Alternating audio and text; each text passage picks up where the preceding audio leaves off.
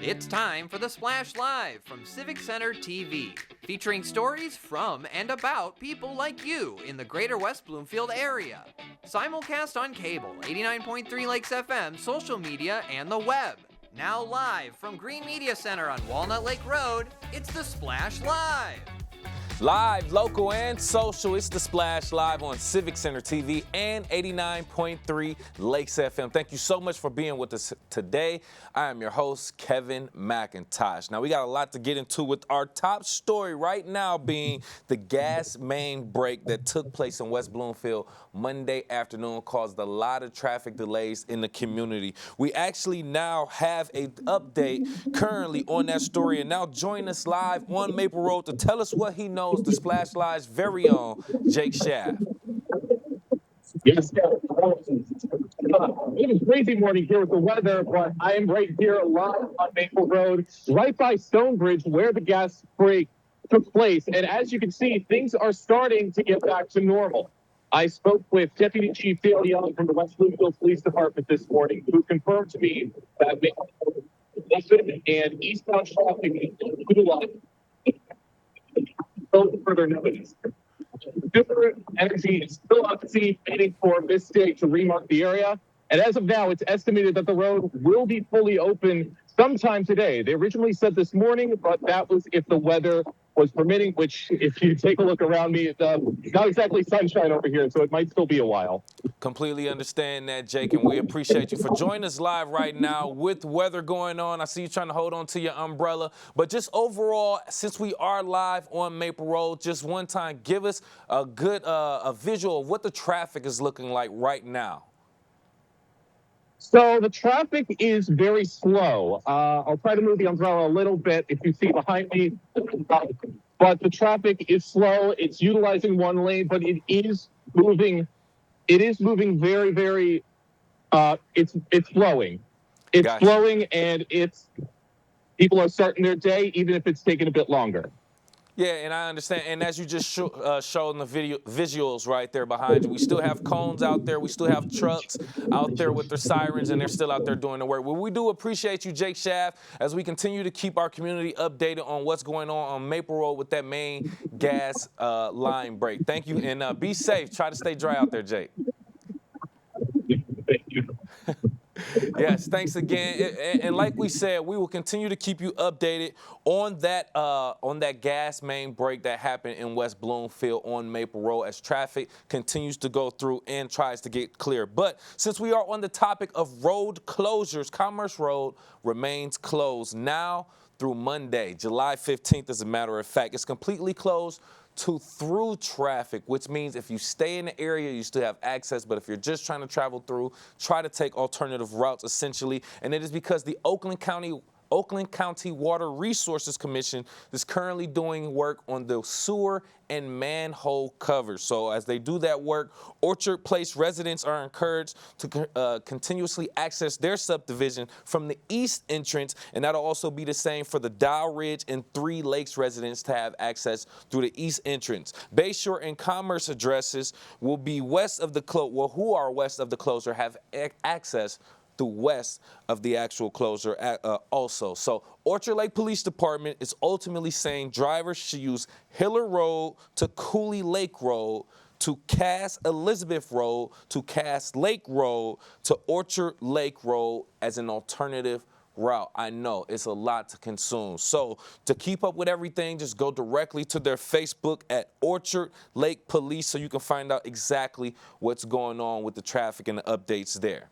Kind of keep things on a sunnier note with the weather going on right now. The I Voted sticker design voting is now open. A new design contest that they are doing right now. The Michigan Department of State received more than 480 submissions for the state's first ever I Voted sticker design contest. And there are 3 West Bloomfield High School students that are amongst the artists with designs that we can all vote for, as a matter of fact. Residents can view the top 25 stickers for each category. The categories are elementary, middle school, which is K through 8, high school 9 through 12 grades, and then there's a general entry just for all Michigan residents. The winners will be featured on the official I Voted stickers that voters may receive during the presidential election this fall, as a matter of fact. You can find out more and actually vote michigan.gov/I Voted sticker, and you can check that out. And amongst the 3 West Bloomfield School District entries that made the top 25, by the way, the entire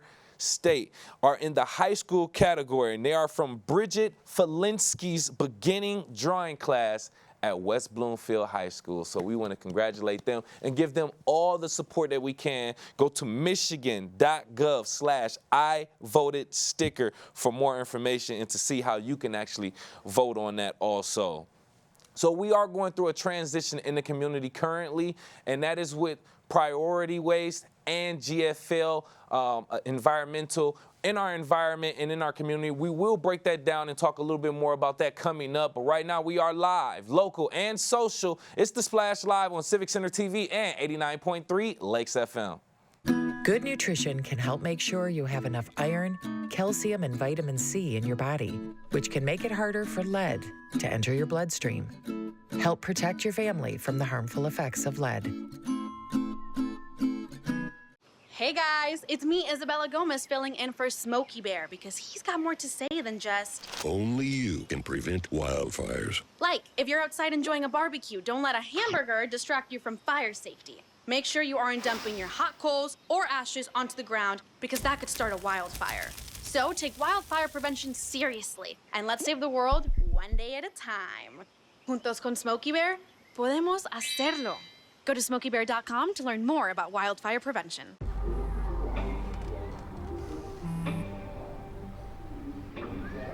I don't know why you're so sad. You've got a roof over your head. You gotta stop with that depression stuff. That's what white people think. You all right? It just feels like it's coming from everywhere. Do you want to talk about it? You can talk to me if you're feeling sad. Whenever you need to talk, I'm here, okay?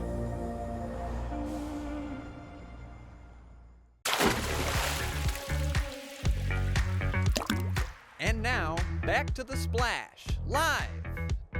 Live, local, and social. It's The Splash Live on Civic Center TV and 89.3 Lakes FM. Thank you so much for joining us. I am your host, Kevin McIntosh. Now, recently, the West Bloomfield High School theater class took their talents and explorations overseas to Greece. And actually joining us right here on The Splash Live is Christine Stevens, theater teacher and director from West Bloomfield High School, along with West Bloomfield theater student Brandon Young joining us. And first, to start off, Ms. Stevens, what inspired this trip to Greece with the theater program?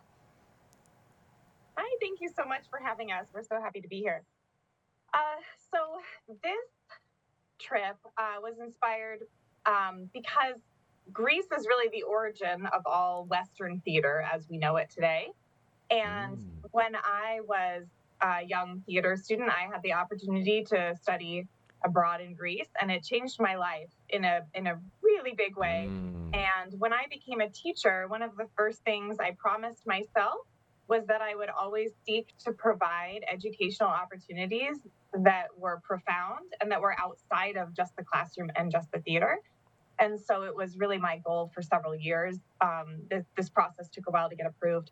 So when we went to Greece, we were looking at the ancient architectural pieces, but also the ancient theaters, and talking about the first playwrights and the first performers and seeing plays in the ancient theaters. And so it was really a nice way to get the kids inspired to look at really ancient Greek theater and where everything stems from today. Miss Stevens, let me tell you, you literally changed lives with that trip. The high school student in me was like, why did I not go to this school and go to her class? Yo, I'm so jealous. But Brandon, to you personally, going overseas, experiencing a different culture. How did you engage with the local culture and theater scene in Greece? How was that? Well, I think the culture there, it was a big culture shock for me because when we first Mm-hmm. landed in the airport in Greece, pretty much nobody spoke English. And it was really confusing and actually kind of cool to be able to experience all the different cultures and seeing how they do things different than how we do it here in America. That's a great way to look at it, Brandon, by the way. That's a very mature way to look at it, because any other time, if you're somewhere where no one speaks your language, you kind of feel lost, out of place, and you're looking for help. So I'm glad you looked at it with that fresh set of eyes. Join us right here on the Splash Live. West Bloomfield High School theater teacher and director Christine Stevens, as well as Brandon Young, West Bloomfield High School theater student also. So Miss Stevens, if you don't mind, how do you feel like the educational benefits that you observed the students experiencing from the Greek theater kind of helped them in their role? That was a really heartwarming thing for me as a teacher, is to see how inspired they were and to listen to the conversations that they had on their own without really me eliciting it. Right. After each theater performance that we saw, they engaged in conversations talking about how different it was and what they liked and disliked, and it was the two performances were very unique and very a complete contrast to what we would something that I would take them to see in America today. So that was fascinating. They were taking their current knowledge of theater and pulling it to this other cultural experience. One show that we saw was in the Greek language, so we had to read subtitles. But the physical expression was quite incredible, and the set and the technical aspects too. I think they struggled a little bit, but overall, that was the show that elicited the most conversation. And then for me, when I asked students to perform at the Ancient Theater of Argos, there was no audience, but we were performing in this space. And then students that I didn't ask to perform wanted to. And so we were like pulling monologues and scripts and performing on the spot. And seeing that light and energy, and they just wanted to perform in that space. That was so beautiful. Oh my God. Look, you see me smile. I'm so happy. I feel like I went to the trip, but I didn't go to the trip with you. It seems so nice. And like I said, such a cultural, international experience. I know it meant a lot to the students. But let's hear it from you personally, Brandon. Your favorite memory or takeaway from that trip? Wow. Favorite memory. I think my favorite memory would be when we went to Tolo and I got to swim in the Aegean Sea. I think that was really cool that I got to swim in international waters. So yeah, man. But I'd also like to give a big thank you to Miss Stevens for letting me perform at that ancient stage. It was really cool, and I will forever be changed by that. So thank you. Oh, no, thank you, Miss Stevens. That's coming from me too, and us here at the Splash. Join us right now, theater teacher and director Christine Stevens, as well as West Bloomfield High School theater student Brandon Young. Just talking about their recent trip to Greece. Now, Miss Stevens, if you don't mind, I basically want to know, with this trip and the experience that came with it, how do you plan to integrate the experience and lessons learned from this trip into your theater curriculum going back to West Bloomfield High School? So that's a great question. So the students, Brandon's one of them. So the two students that performed a scene from Antigone, they are competing with that scene at a theater festival this year. I think what was exciting was that they understood how profound and how interesting and actually relatable ancient theater is. So this fall we're doing A Midsummer Night's Dream, which isn't Greek, it's Shakespeare, obviously, but I think I'm more excited. I think potentially the kids are more interested and intrigued by the fact that ancient theater can actually be very visceral and relatable to a teenager nowadays. And I think that just kind of that little kind of touching our toes into like why theater started and the messages that theater carries, they're long lasting. And so yeah, and I would like to do another Greece trip, and then one day, of course, do a Greek theater piece in our big auditorium. Ooh, that'd be exciting. I might have to go back to high school, try to take that next trip with you, Miss Stevens. Now, Brandon, asking you, this appears to be something that you are very passionate about. What I would assume that you want to pursue after high school, but ultimately from this trip, what did you learn that you feel like helps build you, or build you as an actor or a performer, I should say? That's a really good question. One thing I really took away from the trip was that in Greek theater, they use a lot of emotion. So I feel like, tapping into your emotions and being able to control it for the scenes that you do is really important if you want to pursue acting in theater. And me personally, Yeah. I want to go into film acting. So I feel like some of the stuff from, Greek theater and the theater that I do at West Bloomfield High School could help me on my journey for my film career. Yeah, no, I 100% agree, and that was a great response to that too.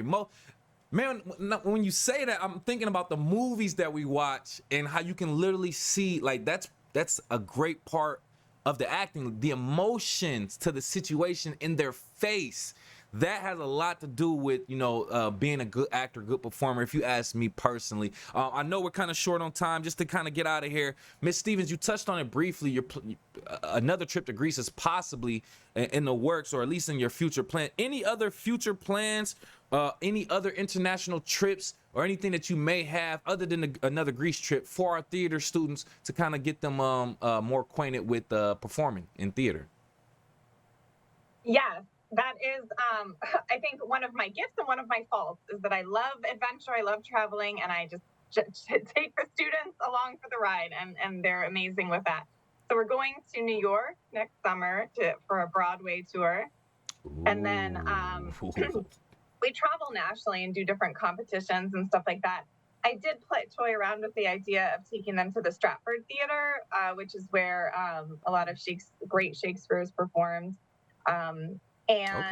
Okay. And then my trip to Greece would be 2 summers from now. So I kind of have this vision of New York, Greece, New York, Greece, New York, Greece, so that they could potentially do both, or save for one, or count on one. I feel like having something set in sort of stone helps them get excited and helps pull theater kids into our school district. Like you said, I would have wanted to go on that as well when I was in high school. Yes, trust me. Yeah, these students are very lucky, very fortunate to have a teacher and a leader and a director like yourself. I want to thank both of you again for joining us right here on the Splash Live. West Bloomfield High School theater teacher and director Christine Stevens and West Bloomfield High School theater student Brandon Young talking about their trip to Greece. Thank you for being here and sharing your stories. Thank you so much for having us. It was our pleasure.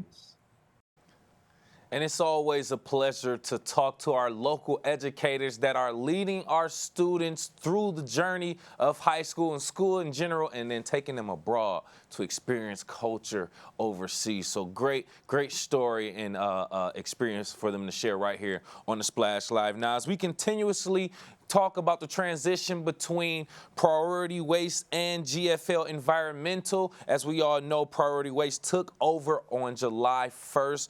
2024, and we are actually expecting and working with Director of Public Relations and Government Affairs from Priority Waste, Matt Allen, to get on the show, but we were having some technical difficulties. So as we work to try to get Matt still on the show, just to share the information, like we said, Priority Waste actually took over as of July 1st, and they are actually expected to offer better service through a learning curve and anticipated in the initial weeks of the transition. So they are doing any and everything. They are expected to step up with more trucks, more staff to help out with the problems that we were experiencing with GFL Environmental. But as we continuously learn more and work with Matt Allen, who is the Director of Public Relations and Government Affairs for Priority Waste, we will keep you updated as we continuously learn more as well.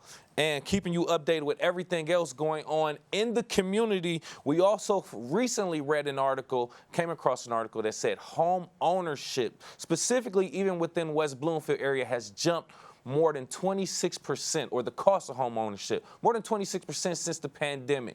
Is that true, and how does that affect West Bloomfield specifically? So joining me right here on the Splash Live to talk a little bit more in detail, we have real estate agent from West Bloomfield, Kristen Peoples, to talk about that. And in that time, Kristen, if you don't mind, what have you seen in the change in the demand and the pricing of the homes in the greater West Bloomfield area? Well, I can tell you right now, obviously in the West Bloomfield market, it is still a seller's market. It is still very hot in terms of sellers getting either asking or above. You're still seeing multiple offers. So we're still seeing that scenario going on. Definitely.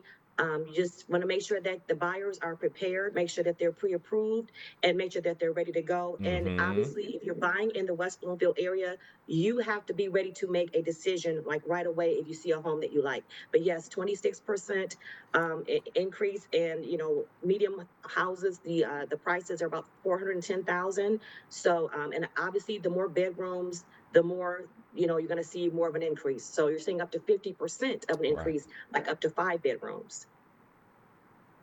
Okay, so now we're getting into the big crunch of the information and what's going on. 410,000. We said medium home prices right here in our community, and which means it has risen since the pandemic. Yes. So that also goes to talk about what we're talking about with this article. What are the most common concerns with some of your clients regarding the rising cost of home ownership? So a lot of them they're waiting for prices to come down on the buy side. So I'm 50-50 buyer seller. Yeah. And on the buy side, for whatever reason, you have some buyers thinking that prices are going to, come down. But then you have some buyers that are realistic and knowing that this, with our school systems, with everything that we have to offer in West Bloomfield, they're willing to go ahead. And the buyers that are really serious, they're making sure that they're prepared to put that offer in, and making sure that they're competitive with their offers. Trust me, as someone who was literally actively searching for a home to buy, as the spring started to open, I saw the market open up. I saw more buyers come out to play and put more negotiations on the table too. So as the weather starts to get better, people travel, people also want to search for those homes. So this is a very high in demand season also, just to put that into perspective. But joining us again right here on the Splash, real estate agent in the greater West Bloomfield area, Kristen Peoples, talking about the rise in home ownership, more than 26% since the pandemic, and how it's affecting the West Bloomfield area. What strategies are you recommending for some of these newer homeowners, especially first-time homeowners, to try to budget for these unexpected home costs? So my suggestion, obviously, there is the NAR settlement that's going on right now, where and that entails buyers having to pay the buyer's agent. So my suggestion, if you want to buy into the West Bloomfield area and you don't want to have to deal with, paying commission for that agent, you may want to get out there now before mid-July-ish, when this is supposed to go down. Also, again, it's so important, if you're a serious buyer, make sure that you're pre-approved. Usually agents, we refer our clients to reputable mortgage loan officers. You want to also make sure that you have your savings together. You want to make sure that, and you're prepared that, you may have to put a little bit more down right now because the market is so hot. Yeah. But remember, you are investing not only in purchasing in West Bloomfield, but this is an investment for a lifetime. And so I love living in West Bloomfield. Sure. I'm a West Bloomfield, not only an agent, but I'm a resident here, long time, almost 20 years. Raised my children through the school system. It's an excellent community to grow up in. There you go. And just to live, so it's an investment. So make sure that you're giving it your all. If you have an agent that you're working with, make sure that you're listening to their expertise. If they're saying, hey, you may want to, be more competitive in your down payment, the earnest money deposit that you put up, that also shows good faith and that you are really serious about buying. So it's all about being prepared and being ready to compete. Correct. You're saying it, you're hitting the nails on the head, and I'm glad you're saying it as the professional right here on the Splash Live, because if I say it, they're not going to listen to me, Kristen. Okay, so there's another part of these home payments, home ownership, the mortgage altogether. that kind of affects the payment and the cost, right? Principal, interest, taxes, and insurance, right? And we're not even talking about cable, internet, all the other stuff, landscaping. How have you seen the change in property taxes and home insurance premium, premium insurance change in West Bloomfield, and how that has affected the real estate market also? So I'll tell you again, West Bloomfield is hot, so people are willing to pay the premium. But I also sit on the tax board here in West Bloomfield as well. And what I always tell my clients, because I don't want them to be surprised, and this is going to be a nugget of wisdom. So hopefully your listeners are taking notes of this. That the taxes depend on how long the previous owner has lived in that house. So say, for instance, if someone has lived in that house for 30 years, each house is going to be different, but they were capped at that 30 years in terms of the taxes that they're going to pay. And so it breaks my heart when I see people, when agents don't share that information with their clients, and they come in and they're trying to figure out why their taxes went up so high.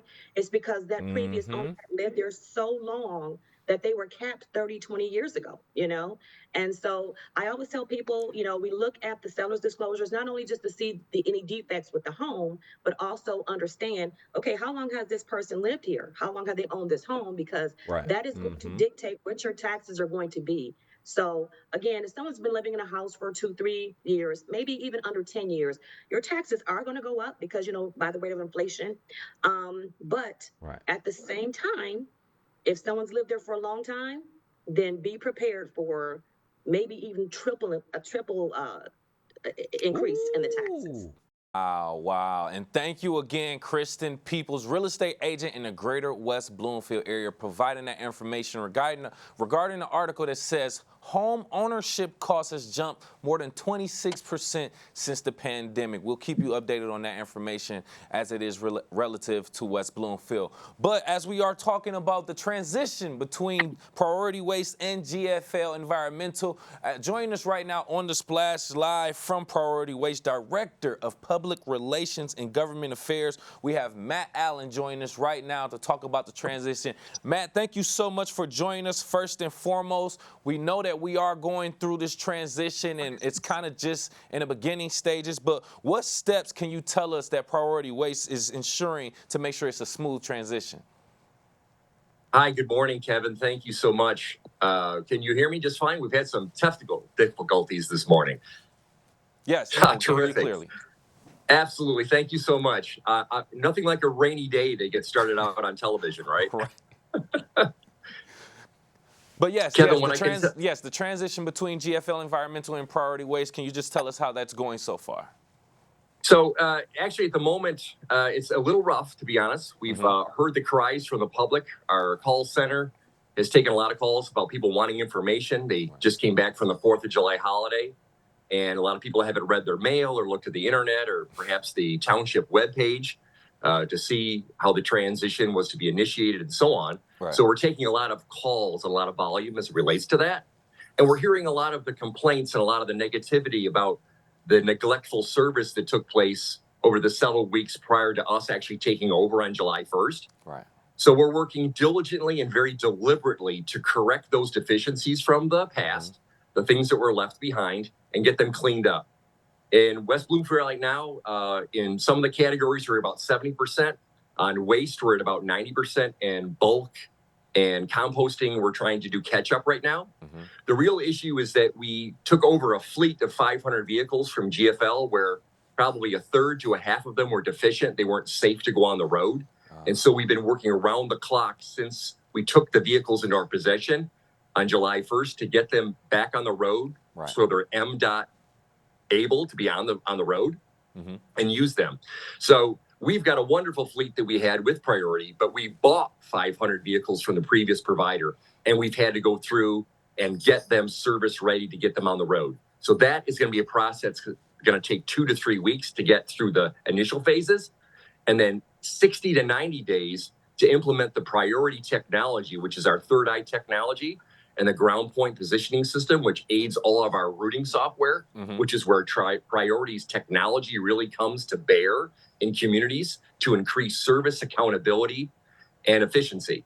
So it's going to be a process. We've spoken to every elected official, that's township supervisors, mayors, and so on, to let them know they understand.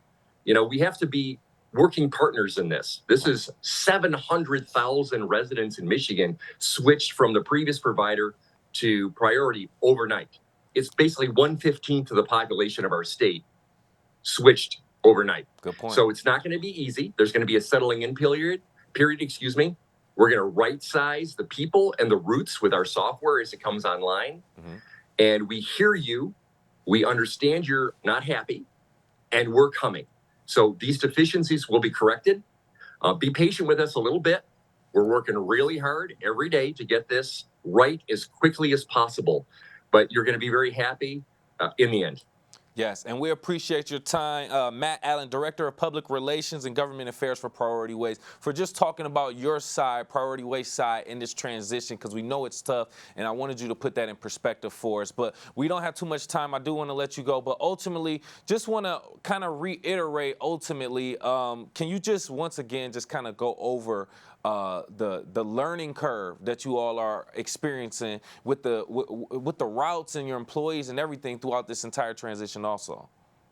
So 2 things to remember, that about 600 employees that were working for the previous provider came over to us. They're learning our culture on the fly. So this is like repairing a wing on an airplane as you're flying. So they're learning the priority way. And priority is implementing our best practices into these communities as quickly as possible. The real key here is our computer systems and our AI. That actually has to be installed on these trucks that we just bought. So there is a learning curve there for the new employees and for us integrating it into the community. And then there's a customer service component that comes with that through our PIT, which is the Priority Integrated Technology Center, which is headquartered in Clinton Township, which services all 3 of our states right now, Michigan, Ohio, and Indiana. That is actually, that integration is taking place as we speak every day. So as I said, 2 to 3 weeks on the initial phases. Give us some time to clear the slate so we can get to 0 in our communities like West Bloomfield. And then 60 to 90 days to get the fully integrated technology up and running. So basically by September, we're going to be in great shape. But don't panic. We're coming to get your garbage. We're coming to get your recycling. We're coming to get your bulk. We're coming to get your compost. We're not waiting. We're working every day and improving incrementally and very deliberately to deliver the best quality service that we can for the residents of West Bloomfield.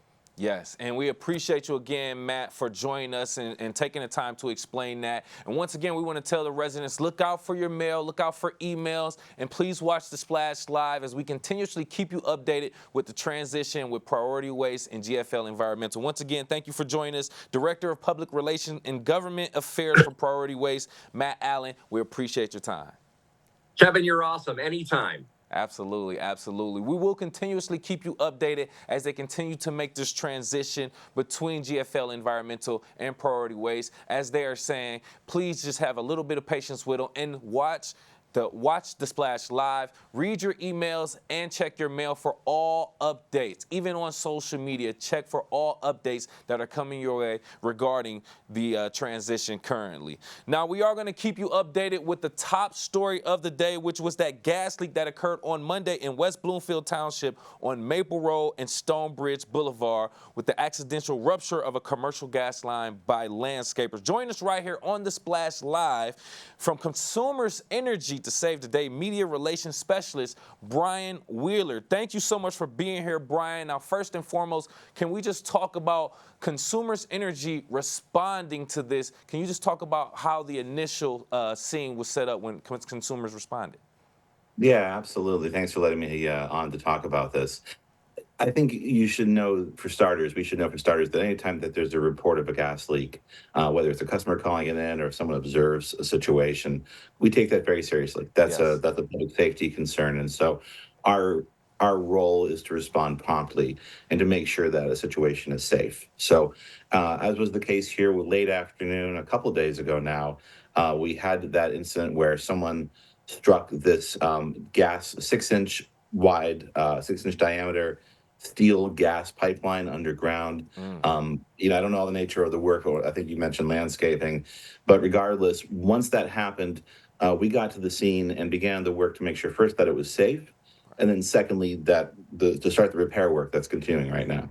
Right, and to our reports, no injuries reported. The scene was safely taken care of with police authorities and with the other authorities as well. Can you just talk about how Consumers Energy worked with local West Bloomfield police to kind of get this job taken care of also? Yeah, absolutely. You've probably seen a lot of trucks or a lot of vehicles around there, not just Consumers Energy, but local police, local fire. We've of course had to coordinate as well because of the location. We've had to shut down the entire road for a period of time. My understanding is that 2 lanes of the road, one each way, were reopened mid or early afternoon yesterday. I don't know the exact time. So at this point, we're still on scene. Obviously, it's been a rainy 24 hours, and that can slow down the work. And it's a significant piece of infrastructure that we're working to secure. So you're going to see Consumers Energy crews working today, tonight, and through tomorrow, we believe, to make this full repair, get things back to normal, and reopen that road. And that's ultimately what we want, to get things back to normal. Joining us right here on the Splash Live from Consumers Energy Media Relations Specialist Brian Wheeler, just explaining their role in this gas leak that happened on Maple Road in West Bloomfield. Now, since we just lost a significant portion of gas in that area, residential area also, how does this affect the residents in that area? Are they able to use their gas appliances and different things now? What's the timeline for that? Yeah, no, that's a great question. You know, the way the network of gas pipelines works around the state, there's a lot of I'll call it redundancy. You know, pipelines can serve homes and businesses coming from different locations. So actually, in this case, only one customer, a Montessori school on the road, was affected. They did lose gas service. And we understand they actually had a summer camp starting this morning. So we worked to get a temporary fix in place so that school is open, can use gas for for any purposes. So for the moment, there's no other customer impact. It is safe if you live in the area to stay in your home. We didn't have to ask anybody to leave their homes in the first place. And you can continue to do your business. I think probably the most significant effect for you personally, if you live nearby, will be just the disruption to traffic on the road. Gotcha. Yes, and that's affecting the entire community as we commute back and forth to work, school, and things of that nature. So yes, thank you for providing that insight regarding that. Now I want to kind of break this thing down a little bit now, right? So this was caused allegedly by landscapers who didn't know, doing some work. So let's just talk about that. How could this have been prevented? How could we prevent this from happening in the future? Yeah, I certainly don't know all the particulars. I think we're still figuring out what exactly happened. But one thing people should know, and this is a great, unfortunate, but certainly a very easy to understand example. If you are doing digging, whether it's a commercial project, say fiber optics or landscaping, or you're working in at your own property, really once you get below that surface level of dirt, beyond just planting a garden in, say, your backyard, you should call a service called Miss Dig. I think a lot of people know about it, but surprisingly, sometimes folks don't. Right. Simply put, it's you can go online to missdig.org, MISSDIG.org, or really calling 811. So we know to call 911 for emergencies, but 811 is that reference to get you to Miss Dig. It does require a couple of days for them to make the arrangements to come out to the property in question to stake and locate not just gas lines, but electricity, water, anything under the ground. I can tell you from personal experience as a homeowner, I live in the Lansing area. One time I didn't cause any damage, but I was doing some backyard digging and I went deep enough for my shovel hit a water pipeline.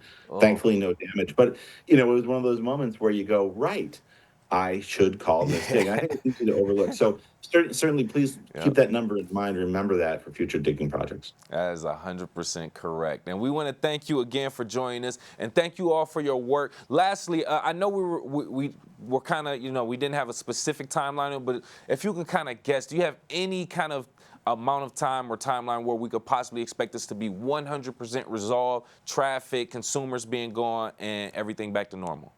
Yeah, like you said, hard to say exactly the precise hour, the precise time, but we're expecting the work will continue through the day today and probably through most of the day tomorrow, Thursday. So I would say if you're traveling in the area, expect expect that traffic to be affected certainly today, likely tomorrow, and hopefully by the time we go to bed on Thursday night, it's all wrapped up. Completely understand. Hey, thank you so much for being here and for explaining that for us. We know you're very busy. From Consumers Energy Media Relations Specialist, Brian Wheeler, we appreciate your time. Absolutely. Thank you. Yes, continuously working to make sure that our traffic can get clear, and not only that, but our homes and everyone is safe in this time with that gas main line being broken. So we'll continuously keep you updated as that is being fixed and the roads are being worked on and cleared also. But as we are experiencing rain right now, this could be some of the remnants, as they're saying, from Hurricane Beryl, which is expected to bring not only rain, but possible flooding to the Michigan area. So join us right here on the Splash Live to get a little bit more into that. Warning coordination meteorologist, the National Weather Service, Detroit Pontiac. We have Jacqueline Anderson. Thank you so much for being here, Jacqueline. Thanks for having me. So we are talking about a very unique situation, experiencing some remnants from the hurricane that's starting from the south. Can you kind of just talk about the primary factors that determine how much of this rain or what we're expecting from the remnants of this hurricane? Yeah, so we do have the remnants of Beryl moving through kind of as we speak. We saw some of the rain move in last night and become more widespread overnight and really kind of increase intensity in some spots.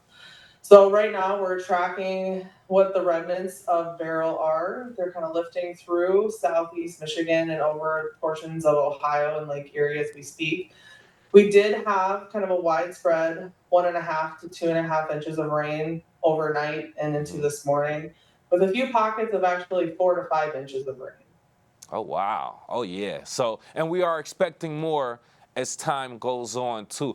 I want to just ask you this question. How does something like this happen? If you look on the map that they're showing, it goes from like the Gulf all the way like by Texas, and it's coming across the entire United States up towards Michigan with no water, no main bodies of water in that area of the United States. How is this even possible? Yeah, so this isn't the first time this has happened. It's actually, I believe we've had about 20 instances where remnants of tropical storms or hurricanes have made it up into Michigan. So this isn't necessarily a first, but it's not a common thing we deal with every single year. Right. What happens is once these systems make landfall, they will gradually weaken, but they still hold together a lot of that moisture that they bring with them. So a lot of us deal with the heavy rain as they move on shore and then continue to weaken and move through wherever part of the country the jet stream wants to take it to. So essentially, once these storms make landfall, it's all up to the jet stream and where it kind of latches on and moves after that. Whew. Yeah, that's a crazy situation. But good thing we aren't experiencing the initial part, the harshest part of the hurricane, I will say. But join us right here on the Splash Live, warning coordination meteorologist, National Weather Service for Detroit Pontiac, Jacqueline Anderson. Now, since we in our area are just experiencing heavy rainfall and possible flooding, what steps should residents in Southeast Michigan take to kind of prepare for this heavy rainfall? Yeah, so hopefully everybody was able to kind of check their sump pumps, make sure that everything's in working order before the rain kind of moved in. Oh, yeah. I do know that our typical flood-prone areas, maybe where there's poor drainage, regardless of if it's tropical remnants or just an everyday thunderstorm where you see flooding, hopefully, people are mindful of those areas where flooding is more typical, even during just heavy rain events, let alone the tropical aspect of this one. And then also making sure that when you're driving, watching out for those areas of ponding water on the road. It's very easy to hydroplane if you hit a pocket of water that's sitting on the road. So being extra mindful of that when you're traveling. So that just made me think of something. And right here, joining us, warning coordination meteorologist, National Weather Service, Detroit Pontiac, Jacqueline Anderson. How does your organization kind of coordinate with local authorities like the West Bloomfield Police Department in case of any types of national or local weather emergencies? So we work very closely with our emergency management partners and Homeland Security. And what we do is we send out briefings to our core partners ahead of hazardous weather. So ahead of this heavy rain event, we were issuing flood watches. We're currently still managing some flood advisories that are out there, but we're constantly watching the weather. And ahead of this event, we were emailing our core partners ahead of time to help them prepare for that heavy rain. So we're in close contact with the emergency management and kind of those emergency services. Got you. And like we said, we know we're experiencing the tail end of it. It's not going to be as bad as they're experiencing in the Texas, Oklahoma area and things of that nature. But overall, we just want to make sure that we are super prepared for things of that nature. Is there any other important information, key information regarding this hurricane, the flooding, or the after effects that we should know about in the Southeast Michigan area? Yeah, I would just say keep an eye out for the products that we're issuing. We're going to, if we have flood-prone areas where we're getting flooding reports, we're probably going to be issuing some flood advisories, so keep an eye out for that. Mm-hmm. If we do hear of any reports of anything significant or life-threatening, or we start to see training thunderstorms that are producing just heavy rain, be on the lookout for any warnings that get issued. Just be extra cautious today, stay weather aware, and stay safe. And just so that we are clear, when you are issuing these warnings, what channels can residents expect these warnings from? Yep, so they go out over the emergency alert system. If we were to issue any sort of flash flood warnings, depending on the level of severity, your cell phone may alert you. There's a bunch of different apps out there. All the broadcast community will be streaming all that stuff, and with scrolls and all that information coming across. So there's a lot of different avenues to get that warning information. Absolutely. And we appreciate your work for staying on top of this, keeping our community informed and safe during this time. Once again, thank you, Warning Coordination Meteorologist with the National Weather Service, Detroit Pontiac, Jacqueline Anderson. Thank you so much for your time and your knowledge.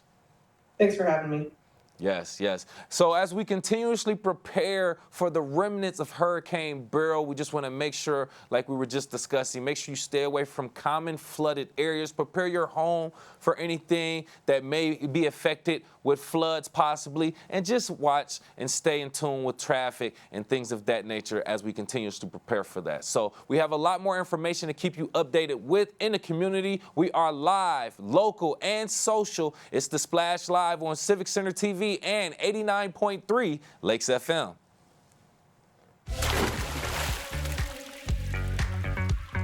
We'll be right back with The Splash Live.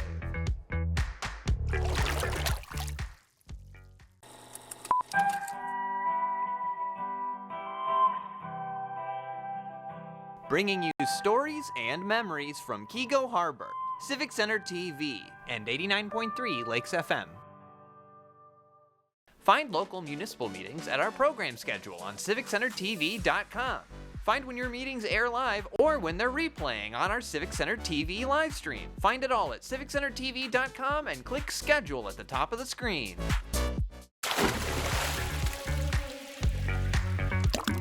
And now, back to The Splash, live. Live, local, and social. It's The Splash Live on Civic Center TV and 89.3 Lakes FM. I am your host for today, Kevin McIntosh. Thank you so much for joining us. Now, as recently we found out that Grove Street Beach at Kego Harbor had a contamination advisory due to high bacteria levels, and it was actually another beach, Sylvan Lake Ferndale Beach, faced multiple closures due to bacterial contamination also. So we want to kind of break that down and see why that happens and talk about the difference between advisories and closures. And so joining us on The Splash Live right now, we have from Oakland County Health Division, Chief Public Health Special Programs, Mark Hansel. Thank you so much for being here, Mark. Oh, it's my pleasure. Thanks.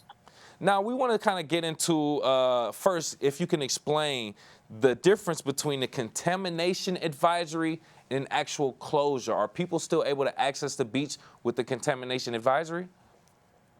Yeah, it's kind of a loaded question and needs quite a bit of explanation, but the difference really is the advisory is very similar to a closure in which we have evidence to suggest that swimming in that water might expose you to some bacterial contamination that could lead to negative health consequences. Where a closure is, we have laboratory confirmed results to suggest that there is absolutely bacteria in that water at a level that is above the state recreational water standard. And under our current Michigan public health law, we have to use that method to issue a closure where there's actually a bacterial count. The advisory is based on a different technology that we are still kind of piloting in a partnership with Michigan Department of Environment, Great Lakes and Energy, as well as the United States Environmental Protection Agency. Interesting. Okay. So I want to kind of get into it. First and foremost, just for clarification, both beaches are currently open as Ferndale Beach and Sylvan Lake and Grove Street Beach at Kegelhart. Both beaches are now currently open, to my understanding, correct? Correct. Yeah, Correct. we have one current closure. I believe that current closure is in the city of Walled Lake is called Sugden Lake. Okay. And it is called the Oak Ridge Sub. It's a neighborhood beach that we had to close. Okay, so I want to talk about how we get contamination in our local beaches. Can you just explain some of the common ways that we get contamination there? Yeah, I tell you, the most common way in all of the years that we've been doing this kind of sampling of our lake water, especially swim areas, is where we do this particular program. It is kind of a heavy rain event has the ability to scour the surrounding landscape, and lakes being just naturally lower than the landscape, all of that runoff kind of goes into the lakes there. And we are looking for a bacteria that's called E. coli. And E. coli is a bacteria that is present in the gut of every warm-blooded animal. So every squirrel and raccoon and chipmunk and even birds like ducks and geese that that may be on the shore kind of gets washed into the water body there, and it gets detected as E. coli in our water samples. That's the most common way. Okay. And when we see chronic closures where it is closed for long periods of time or it's closed over and over and over, we are going to look for something that is even more serious than that, which could be maybe a sewer line break, or it could be a leaking septic system or something like that. In our experience, most commonly it is just a heavy rain event and it clears itself up within, a matter of, a day, maybe up to a week. You bring up a very, very good point, by the way. Joining us, Oakland County Health Division Chief Public Health for Special Programs, Mark Hansel. Since you say heavy rain usually causes that stormwater runoff, etc., we're experiencing heavy rain right now with the remnants of Hurricane Beryl. Can you talk about how this current heavy rainfall may affect some bacteria levels in our local beaches, and or how you may have additional testing with this rainfall we're having now? Yes, for sure. We sample every week. So rain or shine, we're out there sampling unless there's an issue at our lab or something that prevents us from sampling. But we are continuously looking for and sampling these swim areas. And if we do get a sample that shows that it's closed, we will continue to sample that beach every day until we can get it reopened, just to ensure that everyone is safe. So with this heavy rain, I wouldn't be surprised at all to see a little bit of an uptick in the number of beaches that do get closed. Right. There have been rain events in the past that have led to, 15 plus beach closures. Now, keep in mind, in a single day. Now, keep in mind that we are sampling 100 beaches on 74 different lakes here in Correct. Oakland County for this summer. So, we don't want to close 15 beaches, but it's a relatively small percentage of the total number of beaches that are in operation in Oakland County. So, hopefully, not every beach is going to be as susceptible to closure as potentially another beach. So it really has to do with the depth of the water, the temperature of the water, whether that beach area is exposed to sun and wind. Is there any current in that beach that kind of allows some flow through of the water across that beach? These are all different things that may keep one beach open in a heavy rain event, but another beach may get closed in a heavy rain event. So a lot of factors go into it. It's hard to predict for sure, but I would expect an uptick.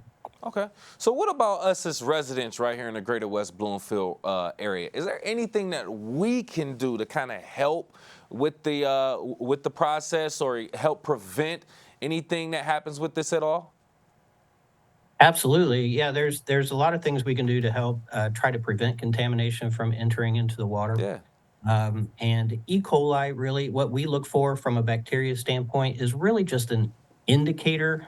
A lot of bacteria strains, E. coli strains, are completely harmless, but there are some that are more dangerous that can lead to, diarrhea, stomach cramps, occasionally a fever.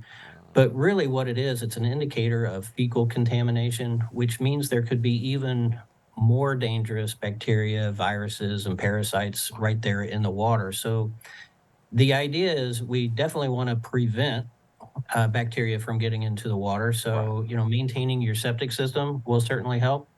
Being very limited and cautious about the amount of fertilizer even that you're using on your yards, that abut a lake system, that can lead to additional nutrients entering into the water, which can reduce the oxygen. It can, increase the potential for even an algae bloom. Algae too some algae can produce toxins and be very dangerous. So, limiting fertilizer use along the lake is a very good idea. Cleaning up after your pet. Yes. That's a huge one. Just be careful with your dog waste. Take care of your dog waste and don't use the lake as your kind of disposal area for that kind of thing. So Please don't. just being vigilant. Yes. Some lake associations will even do geese roundups and things like that to try to limit the number of waterfowl, whether it's geese or swans or ducks. Definitely play a huge role in the potential for bacterial contamination in the lake. Interesting. My last question for you, Mark, if you don't mind. Since we know that bacterial levels rising and E. coli is so common, are there any long-term or permanent solutions that you all are possibly working on to try to, balance those or maintain and manage those bacterial levels in the lakes? Well, one of the main things that we're doing is we try to get more and more protective, every year. And as technology, keeps going and we keep trying to harness the technology as it becomes available. And the one thing that we're doing is we will collect a sample today, but we won't have the result till tomorrow using what we call a standard laboratory method. It's just a bacterial count.